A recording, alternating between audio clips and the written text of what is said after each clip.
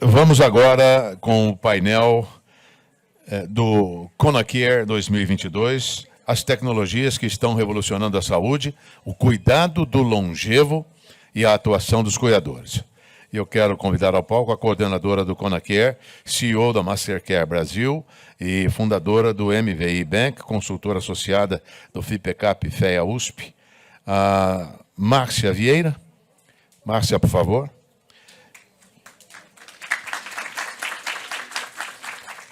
Quero convidar também aqui à frente, por gentileza, o Dr. Dirceu Barbano. Ele é formado em Ciências Farmacêuticas pela PUC de Campinas, com pós-graduação pela Universidade de São Paulo.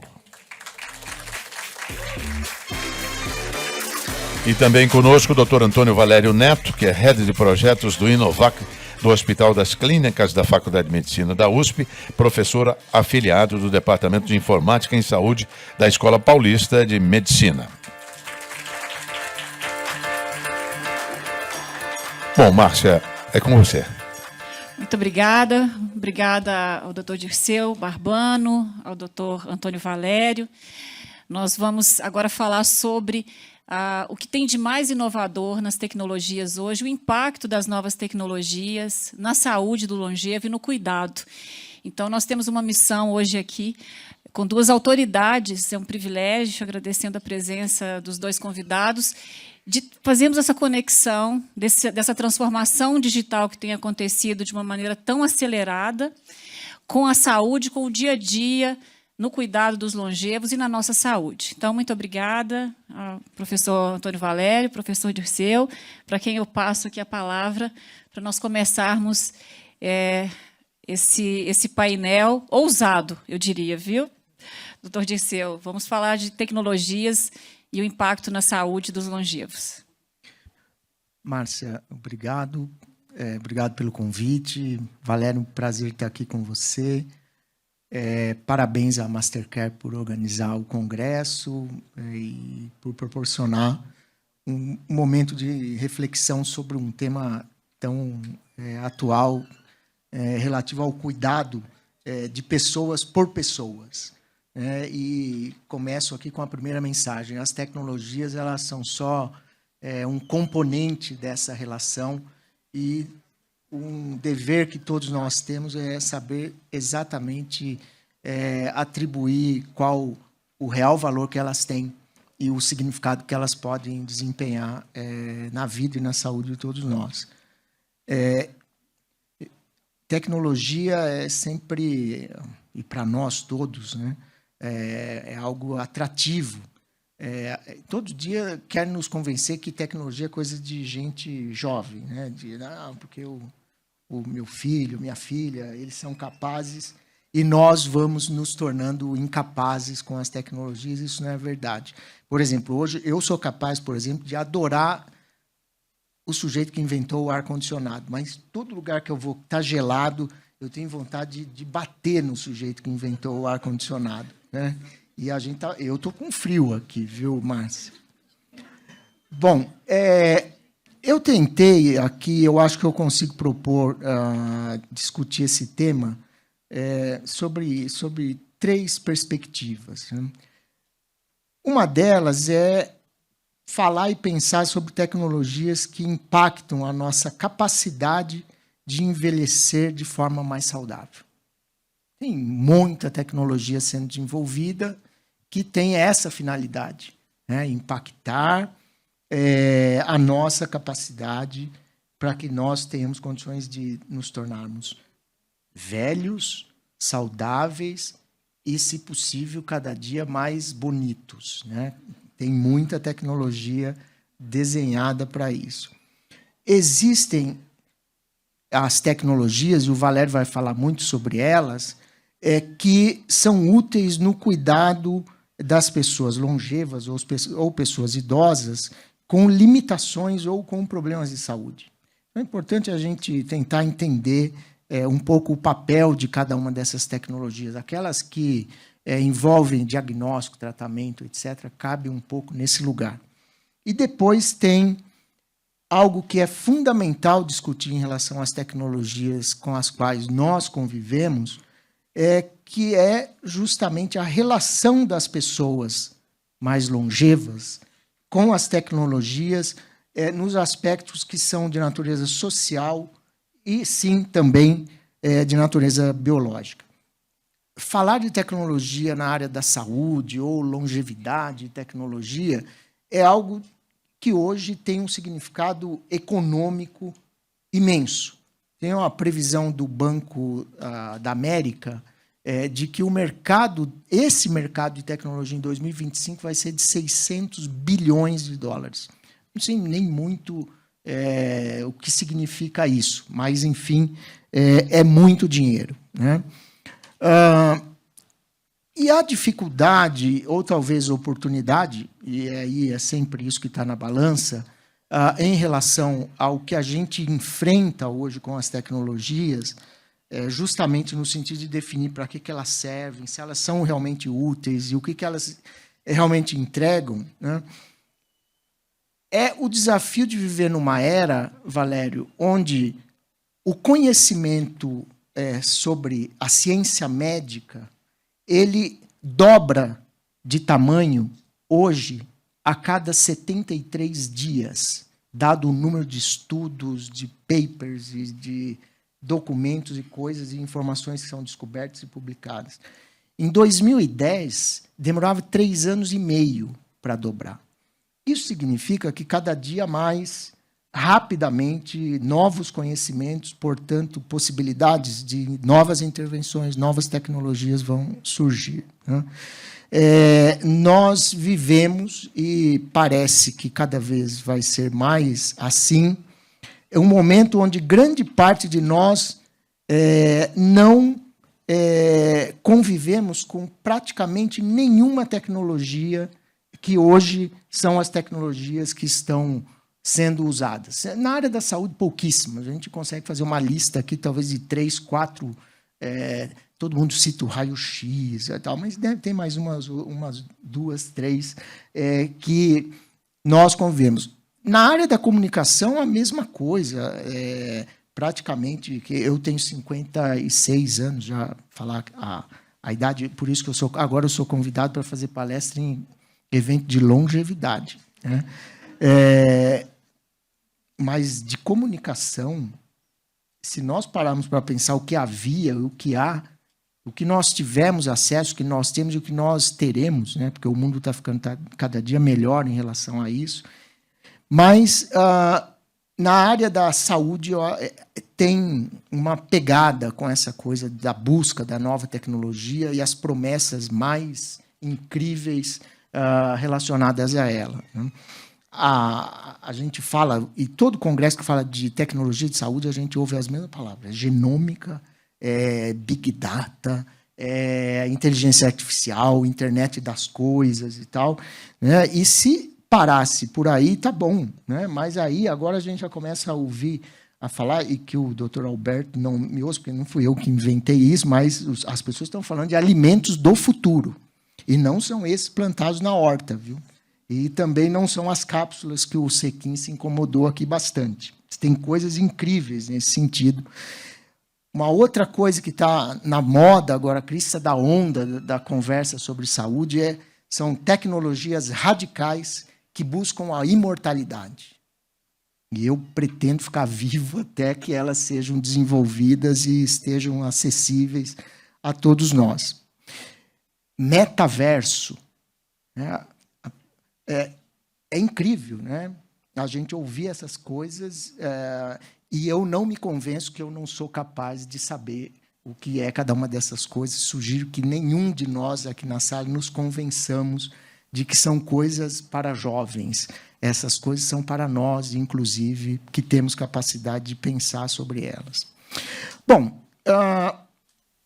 quando a gente pensa lá naquele grupo, tecnologias que nos deixam com capacidade de viver de forma mais saudável, é claro que viver de forma mais saudável não necessariamente envolve tecnologias. Tem muitas coisas que precisam ser pensadas, mas as tecnologias em si, se nós formos dividir assim em grupos, a gente encontra algumas que prolongam a autonomia das pessoas para que elas cuidem de si próprias.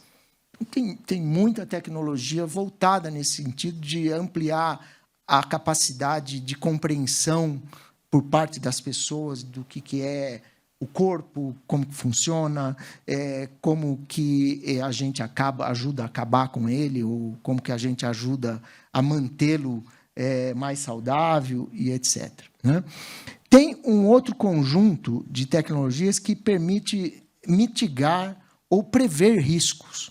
Né? Então, tem exames que estão surgindo, que é possível que você estude, por exemplo, a microbiota intestinal e consiga saber, por conta dos micro-organismos que ocupam espaço no teu corpo, como é que eles podem ajudar, atrapalhar. Você tem tecnologias que vão estudar características genéticas de cada uma das pessoas, no sentido de definir, esse faz parte de um grupo de risco mais para isso, mais para aquilo. Né? E isso é algo que cada vez mais é presente. E essas tecnologias, sim, eu tenho uma opinião muito particular sobre esse tipo de tecnologia. Mobiliza muitas empresas hoje, e eu acho que elas são muito úteis nessa relação que nós estabelecemos com pessoas que necessitam de cuidados de outras pessoas, porque essas tecnologias podem nos ajudar, inclusive, a compreender melhor aquilo com o que nós nos deparamos no dia a dia para a realização do cuidado. Né? No grupo de tecnologias úteis para o cuidado, o Valério vai falar um pouco sobre isso, né? A gente tem, hoje, condições de fazer diagnósticos por mecanismos muito eficazes, no sentido de determinar com muita precisão, e às vezes uma precisão que é relacionada ao indivíduo, aquele indivíduo com aquelas características, com daquela origem genética, e você consegue definir o tratamento de uma doença rara, de um câncer, ou mesmo o manejo de uma doença crônica clássica, de forma muito voltada àquela pessoa. Né? Novos dispositivos para cirurgias, implantes. Né? Hoje há pessoas que vivem com implantes que já interagem com o sistema nervoso e você consegue controlar. Né? Hoje a gente viu o maestro Martins fazendo uma apresentação aqui. Ele usa um vestível desse tipo, né? E isso... tem muita tecnologia para isso. As tecnologias para monitoramento e suporte de cuidado, cada vez mais as pessoas podem ficar longe da UTI, que muitas vezes ficam lá dentro só para saber coisas que poderiam serem sabidas em qualquer outro lugar. Né? E essa coisa da medicina do futuro, aí a questão da genômica. Né? A gente fala muito genômica, né? Que nada mais é do que um mapeamento completo dos genes dos indivíduos, no sentido de identificar genes que estão, ou elos entre determinados genes, determinados distúrbios, determinados problemas de saúde. E o Valério vai falar bastante sobre isso. Em relação ao último item, para terminar, né, que é a questão... Eu gosto de falar mais desse, na verdade, do que dos outros dois, porque eu pulei e deixei tudo para o Valério falar. Mas era a questão da relação das pessoas com as tecnologias. Né? Depois que a Márcia me encomendou vir aqui, eu comecei a ver umas coisas. Eu achei uma dissertação de mestrado de um aluno de Educação Física da Unesp em Rio Claro. E eles fizeram lá uma pesquisa e tinha uma parte que era qualitativa. E fizeram um questionário. Aí uma das perguntas era: a tecnologia influencia a sua vida? Os respondentes eram pessoas que tinham mais de 50 anos, em processo de aposentadoria ou aposentados. Eu escolhi uma resposta. A pessoa que respondeu disse assim: antigamente, quando morria alguém, o aviso chegava por outra pessoa a cavalo. Agora, eu sempre pergunto: por que a pressa? A tecnologia deixa a gente mais ansioso, mais acelerado e deixa as pessoas mais impacientes e, por vezes, frustradas. né? Isso, para finalizar, eu acho que é uma reflexão importante, né? Porque nos remete, nessa relação com pessoas que precisam de cuidado, ou pessoas porque, infelizmente, ninguém chama um cuidador para cuidar de gente saudável, né? Ficaria muito mais fácil, tanto para o cuidador quanto para o futuro da pessoa que está sendo cuidada já na fase de demandar o cuidador. Mas o que eu acho que é fundamental aqui nós pensarmos é que o papel de cada um de nós, profissionais de saúde, que relacionam com os pacientes, dos papéis importantíssimos é, primeiro, entender o sentido e o significado dessas tecnologias para cada um dos indivíduos. Porque se nós entrarmos em um ambiente de entender que o mundo não consegue acontecer sem cada uma dessas coisas que vão movimentar 600 bilhões de dólares em 2025, a gente acaba criando um outro apartheid econômico, social, e não reconhecendo que as tecnologias só vão fazer sentido quando as pessoas puderem ter acesso às tecnologias, né? Porque grande parte das pessoas que são cuidadas por vocês não vão ter a tecnologia da última geração e a capacidade de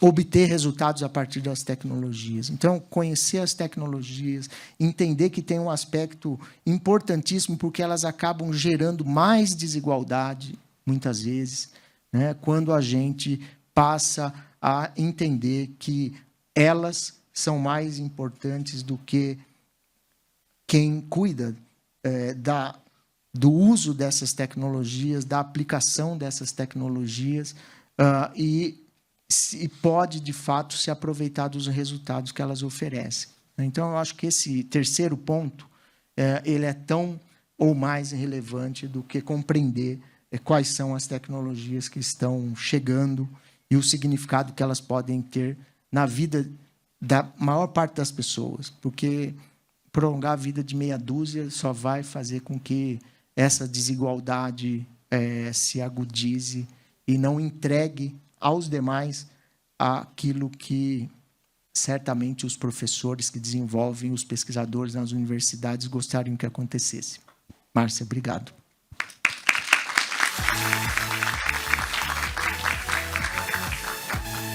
Muito obrigada, doutor Dirceu, por falar de tecnologia, nos mostrando o quanto o humano é importante, né? Obrigada pela sensibilidade.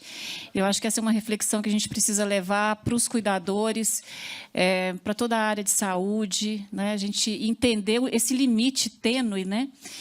Do uso da tecnologia em favor da vida, mas a gente entender que o cuidado, o amor, ele depende do nosso olhar, do nosso toque. Então, é preciso muito cuidado e muita sensibilidade. Obrigada por ter trazido essas reflexões, doutor Dirceu. E com essa oportunidade da gente poder falar de um tema que, às vezes, parece distante, né, quando a gente fala de algumas questões de tecnologia, mas está tudo muito acelerado, né?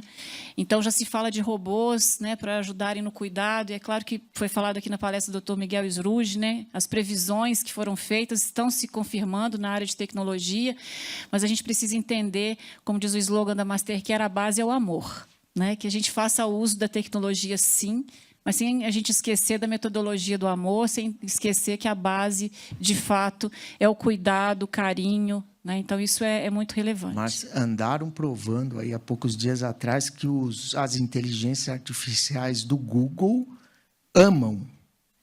Então, pode ser que os Vamos robôs colocar as barbas de molho. Exatamente. Então, isso realmente é muito relevante. E a gente, até para falar um exemplo nosso, né, da tecnologia e do cuidado, o trabalho que a gente faz, você é nosso conselheiro na Mastercare, eu quero comentar um pouco aqui. A gente tem uma tecnologia de machine learning, o Dr. Dirceu acompanha isso, para ajudar a conectar as necessidades e especificidades da pessoa idosa com as habilidades dos cuidadores. Porque num cenário de formação insuficiente dos cuidadores, a gente, com a ajuda da doutora Cláudia, da doutora Amanda, a gente mapeou o perfil de mais de 3.000 cuidadores, entendendo habilidades e competências detalhadas de cada cuidador, e falando cuidador auxiliar de enfermagem, técnicos, enfermeiros, que fazem parte dessa base, para a gente poder fazer a conexão. O algoritmo nos ajuda a entender as habilidades e competências dos cuidadores e conectar com as necessidades da pessoa idosa. Então, essa tecnologia, hoje a gente já vê o quanto isso tem nos ajudado e quanto tem ajudado as pessoas idosas e os cuidadores também, porque passam aí para uma residência com uma pessoa idosa, adequada também para o nível de conhecimento dele. Então, a tecnologia, ela já está nos ajudando a transformar o cuidado com as pessoas idosas no país. E muito obrigada. Muito obrigada. E passo agora para o professor Antônio Valério. Alô. Boa tarde a todos. Agradeço a oportunidade de estar falando com vocês. Agradeço a Márcio o convite, o doutor Dirceu aí pela oportunidade da gente estar conversando. E ele brifou tantas palavras-chave que agora eu tenho o desafio de, em 10 minutos, tentar expor para vocês algo que faça sentido. Então, eu sou um informata em saúde, informata médico. O que é esse profissional? Então, a primeira ação que eu quero explicar para vocês é de onde vem a informação. Porque daí vocês têm uma noção do quanto essa informação é confiável ou não. Meu grande desafio, e de toda a minha área de informática em saúde e informática médica, é propor esse entendimento das soluções tecnológicas, mas incorporadas a processos de cuidado, processos de assistência, onde o profissional de saúde ali, ele brifa a necessidade, e aí a área de tecnologia, ela complementa esse processo com o desenvolvimento de soluções. Óbvio que, para fazer marketing, é bonito falar algumas palavras-chave, que vão desde robótica e inteligência artificial e assim por diante. Mas um ponto-chave que nós percebemos ali, principalmente quando a gente quer também ser reconhecido pelas atividades de tecnologia, e vocês vão perceber que cada dia, toda semana, aparece uma startup de inovação tecnológica na área de saúde. E aí cada uma traz o seu benefício tecnológico. Mas eu queria citar para vocês algo, entre todas as palavras-chave, algo chamado cuidado híbrido. Até porque tecnologias que estão revolucionando a saúde, o que nós entendemos de cuidado híbrido? O cuidado híbrido é quando você tem, dentro da jornada do paciente, uma continuidade de estar acompanhando este paciente / usuário, enfim, quando ele está dentro de um ambiente hospitalar e quando ele sai desse ambiente, vai lá para a casa dele, para o trabalho, etc. Então, em muitas atividades, muitos desafios que nós temos na nossa área, foi de como a gente conseguiria acompanhar esse paciente fora do ambiente hospitalar. Como é que a gente cuida dele? Porque uma coisa muito interessante que a gente escuta muito de médico é, quando o paciente está na frente dele, a questão do jaleco branco. Ele fala assim, senhor, está tudo bem, aceita o medicamento, etc. A pessoa parou de sentir dor, ele esquece do medicamento, ele esquece do tratamento e assim por diante. Então, o que era o nosso desafio? Qual que é atualmente isso em nível mundial? Quer dizer, como é que a gente faz que o nosso paciente, o nosso usuário, vou chamar de usuário porque paciente em casa, né, é um desafio você associar essas palavras. Paciente é coisa de estar dentro do hospital aqui, que é o Hospital das Clínicas a gente trabalha na parte de inovação. O que acontece? Quais as tecnologias e como é que a gente pode fazer para acompanhar então esse paciente fora do ambiente hospitalar, fora, vamos dizer assim, do dia a dia do médico, do enfermeiro e dos outros profissionais de saúde? Olha, claro, a gente pode monitorá-los. Fazer telemonitoramento, que vem da grande área de telesaúde, que muitos já conhecem o tal da telemedicina, mas é importante vocês saberem que telemedicina ela é mais popular, né, por causa até da influência dos profissionais médicos, mas tem teleenfermagem, telepsicologia e todas as outras teles que nutrem ali todos os profissionais de saúde. Mas é claro que no Brasil o mais popular é o tal da telemedicina. Então, o que acontece? Dentro da grande área de telesaúde, telemedicina, tem essas áreas de telemonitoramento. E o que é telemonitorar alguém? É basicamente você compreender muitas das suas informações fisiológicas de comportamento daquela pessoa, daquela persona, no seu ambiente natural, que é a sua casa, o seu trabalho, etc. Não no ambiente hospitalar. Então, quando a gente fala de cuidar do paciente antes que ele fique doente, também é um desafio, porque ele só procura o médico quando ele está doente. Então, não tem jeito. Como é que a gente faz isso? E também existe algo que chama disciplina. A disciplina é fazer com que esse profissional, esse paciente, ele consiga ajudar o profissional de saúde, o médico, com informações relevantes da saúde dele. Então, quando a gente fala ali do que a tecnologia, qual é o grande impacto, eu estou dizendo para vocês que é ajudar a estender a jornada do paciente. Quer dizer, eu posso cuidar dele por mais tempo, em vários lugares ao mesmo tempo. Então, é isso que fortalece o processo dentro da questão do cuidado híbrido. Eu trato o paciente no momento que ele está hospitalizado, no momento que ele recebe alta, eu dou continuidade nesse acompanhamento para que eu possa intervir nos momentos corretos, nos momentos adequados. E aí a dúvida que alguns podem ter é, mas como é que eu faço isso, então? Bom, basicamente, a gente tenta entender a questão das tecnologias vestíveis, que tal do wearable, e tecnologias de point of care, que são dispositivos que nos ajudam a acompanhar esse dia a dia da pessoa, seja por meio de imagens, seja por meio de dados fisiológicos ou medidas fisiológicas. Então, nosso trabalho é fazer toda essa integração de você pegar, por exemplo, pressão arterial do paciente. Todo dia você precisa medir, a princípio, esse paciente, mesmo ele estando fora ali do ambiente hospitalar. Como é que você faz isso? A não ser pedindo para um cuidador pegar a moto dele e visitar 30 pacientes no mesmo dia com a motoca dele. E se for o dia de ontem chuvoso, ele não vai fazer 5. Então, e aí ele anota lá num tablet, porque também ficou, né, saúde digital, vamos fazer de tablet. Você faz o cuidador ir até lá para anotar num tablet. Porque, não, numa planilha de papel fica chato, né? Porque depois alguém vai ter que passar para o computador, né? A planilha do Excel. Então, o nosso trabalho é que tecnologias impactam nessa mudança até de comportamento do cuidador. Não é que o cuidador vai deixar de existir, não é isso. É que o cuidador ele pode otimizar o tempo dele em processos mais adequados que, basicamente, fazer uma medida. Essa medida, inclusive, é um gatilho para você fazer uma intervenção. Então, o nosso trabalho está ali, no processo de mobile health, que é um nome-chave da nossa área, onde você tem o celular ali, aquele mesmo celular que você assiste o TikTok, o YouTube, você pode ajudar nesse processo de captura dessas informações, e essas informações conseguirem ser transferidas para uma plataforma, e esta plataforma realizar os auxílios. Então, o nosso trabalho é entender como é que esse dado que sai do paciente e vai até essa plataforma, ela seja fidedigna, ela seja de verdade. Eu até brinquei semana passada com os alunos, porque eu falava assim, medir temperatura, pensem bem, se vier uma temperatura de 53 graus, o que vocês acham? Eu perguntava para os alunos. 53 graus. Os alunos, né, de tecnólogos em informática e saúde, eles falavam assim, não, professor, essa informação está errada. Ninguém mede 53 graus de temperatura. Falei, beleza. E se for 37 graus? Não, aí está certo. Falei, por que está certo? Só porque é um range que você espera? Tem certeza? Liga lá. Pergunta para ele, vai lá, meça na temperatura correta e veja se é 37 graus.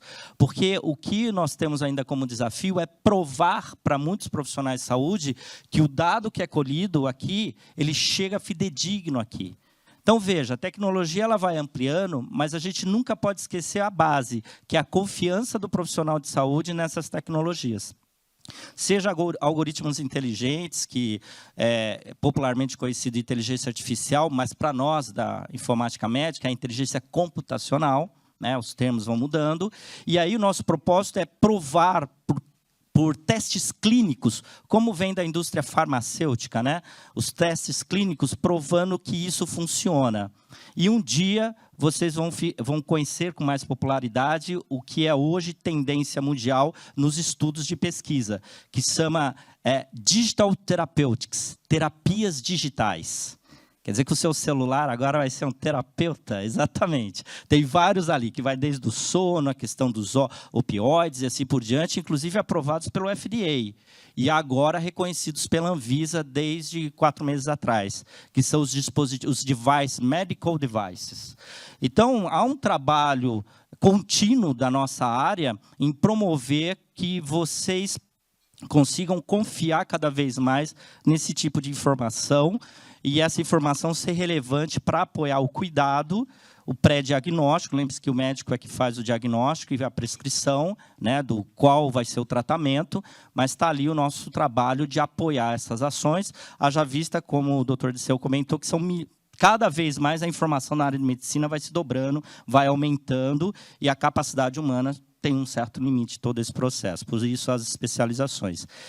Está chegando o meu tempo finalizando, mas é isso que eu queria passar para vocês, que a grande transformação na nossa área de tecnologia é tratar de uma forma que vocês possam confiar e ter a certeza que estão sendo bem tratados, observados, monitorados, etc. Diferente do BBB ali, né, que está todo mundo dá o palpite, assiste lá, muitas vezes aquela câmera pode ser a diferença entre o socorro rápido e a morte do paciente. Pensem nisso.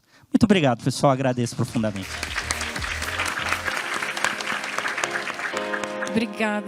Obrigada, professor. Olha, em 10 minutos, um panorama sobre avanços tecnológicos na saúde. Puxa vida, hein, professor? Muito obrigada, foi muito valioso. E enquanto você falava, professor, e a gente tem aqui na sala, e também preciso lembrar pela internet e pela Rede Vida de TV, que também está fazendo a transmissão desse evento, muitas pessoas, muitas famílias, muitos cuidadores. E enquanto você falava, eu senti que eu precisava contar uma experiência pessoal.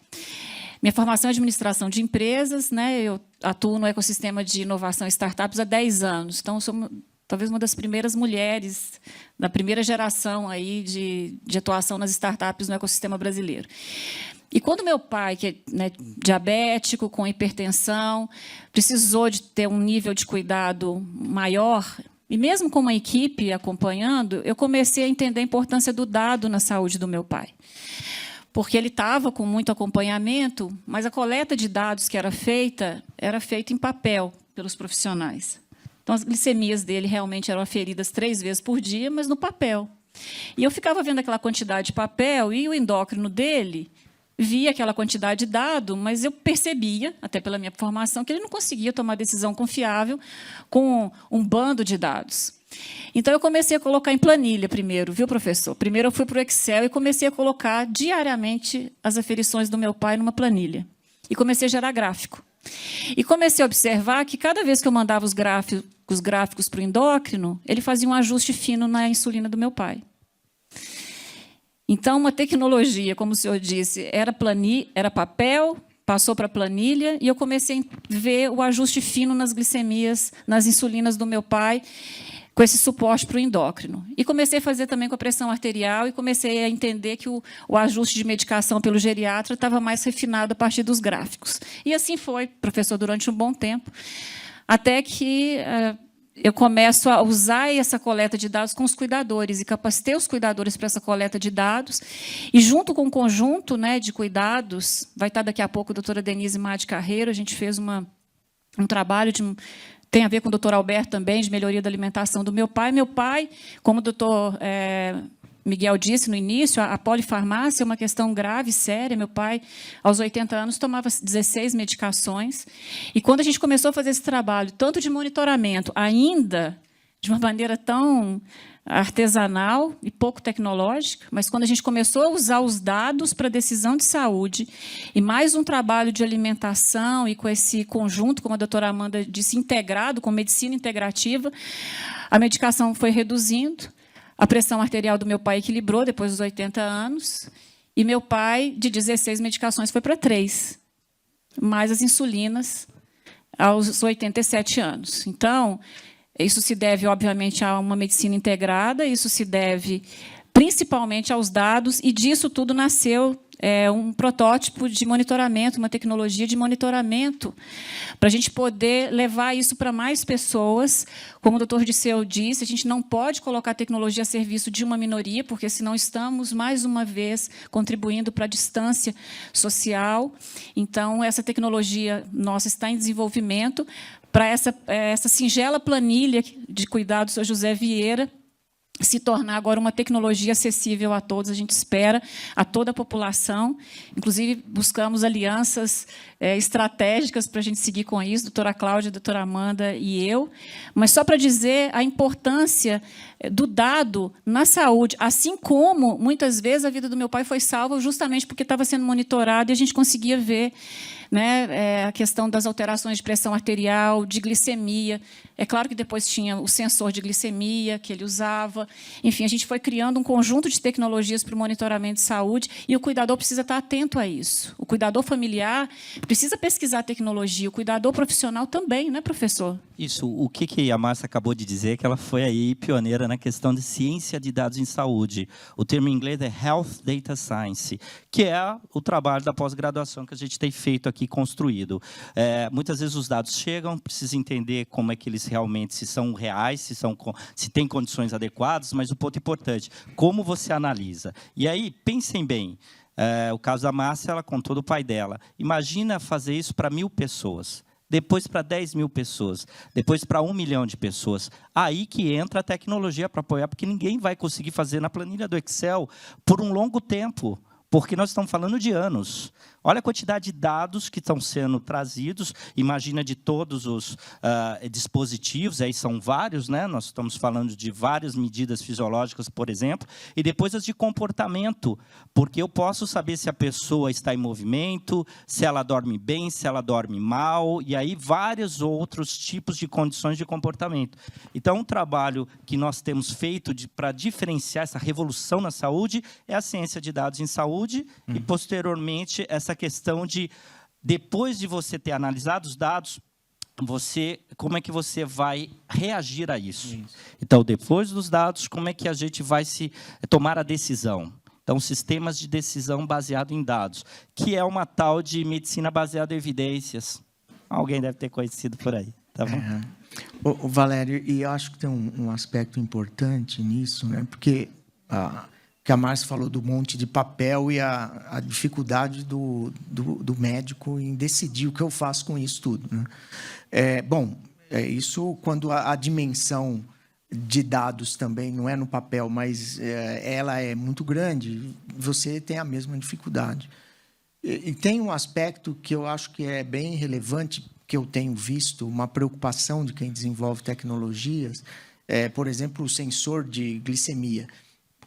O tempo que tinha que ficar fazendo perfurar, colocar no sensor, anotar, vai para olhar o paciente, cuidar de fato de coisas que muitas vezes a gente, enquanto profissional de saúde, não tem tempo porque tem que preencher a planilha, fazer o papel, blá, blá, blá. Então, as tecnologias que permitem ganhar tempo para o olhar, para a coisa humana com o paciente, elas são fundamentais. E, de um outro lado, essas ferramentas de inteligência artificial que começam a se tornarem inteligentes ao ponto de também ajudar os profissionais de saúde a tomarem decisões, acabam também desocupando do lado de lá o tempo de quem tem que olhar muita coisa para tomar decisão, que muitas vezes podem ser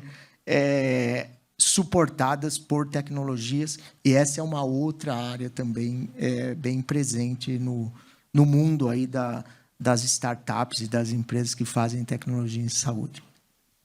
Isso mesmo, doutor Disseu. E que a gente consiga ter políticas públicas que dê esse acesso à tecnologia, para que a gente não tenha que passar na saúde o que a gente está vivendo na educação, né, com a pandemia, a quantidade de alunos que ficaram sem acesso à escola por não ter acesso à internet, não ter equipamentos. Então, que a gente já comece desde já a cuidar, para a gente não gerar um gap em saúde por falta de acesso à tecnologia, como a gente está vivendo na educação, né, que possamos passar aí por uma grande transformação política. Estamos com uma decisão importante a tomar depois de amanhã. É depois de amanhã? As eleições? Dia 2, né? Então, que a gente tome essa decisão consciente do nível de transformação que a gente precisa nesse país. Temos 1 minuto. Vou deixar... Quer que abra para perguntas? Se alguém tiver uma pergunta lá atrás. Vamos ter que ser rápidos. É 1 minuto, 30 segundos para pergunta. Por favor. Eu tenho uma startup na área de monitoramento remoto e eu queria saber... os desafios, porque a gente tem um desafio de distribuir a tecnologia, de aceitação desse dado, né, e da questão de desenvolvimentos aqui no Brasil. A gente tem muitas soluções de dispositivos que fazem medições boas, mas fora. Aqui a gente ainda está em déficit. O que tem sido feito? Obrigada. Bom, quando você trabalha esse tipo de tecnologia, precisa do tal do equipamento do dispositivo. Para vocês terem uma ideia, a Anvisa, se você for verificar, ela praticamente não tem muitas aprovações de equipamentos para vender no Brasil. Por quê? Porque precisa da Anvisa, do Inmetro, né, porque é medição, e da Anatel, porque muitos desses dispositivos são wireless.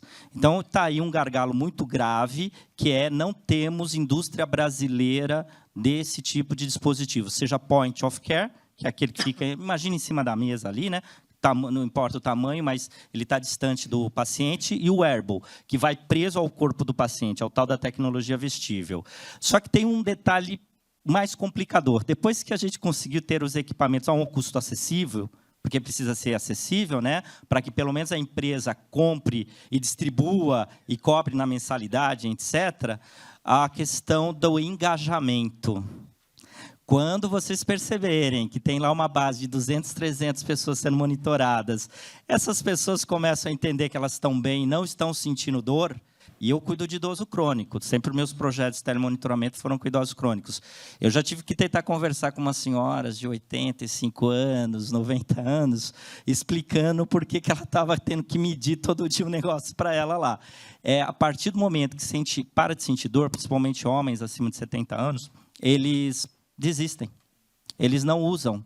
E aí o trabalho hoje de pesquisa em mestrado, doutorado, está em técnicas de engajamento, trabalhando esse processo digital. Então, existem várias... E, inclusive, da onde que vem esses conhecimentos? Vem da área de... dentro da Escola Paulista de Medicina, tem uma área chamada psicobiologia. A psicobiologia trata muito dessas questões álcool e drogas, né? Então, quando a pessoa que, de alguma forma, ela é drogada, ela tem aquelas quedas, você tem que ser acionado e ir lá para que ela se levante de novo. Isso tudo manualmente. Hoje a gente estuda essas técnicas para tentar trazer para o mundo digital e evitar que você perca o engajamento dessas pessoas. Então, existem vários métodos desse, uma intervenção breve. Vai lá estudar intervenção breve, você vai ver como fazer uma intervenção breve de forma digital. Essa é uma das técnicas. Obrigado.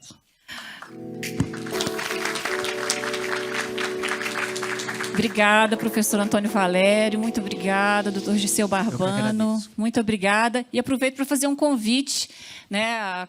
A Camila ali tem uma startup. A Mastercare é um ecossistema de cuidado. Então, as startups que trabalham com telemonitoramento, que trabalham com tecnologias, bem-vindos, bem-vindas ao nosso ecossistema. De 5 minutos. Sem ansiedade. Não. Já fica preparada, né? Muito obrigada a todos. Obrigada. Agora nós vamos fazer um intervalo de 5 minutos.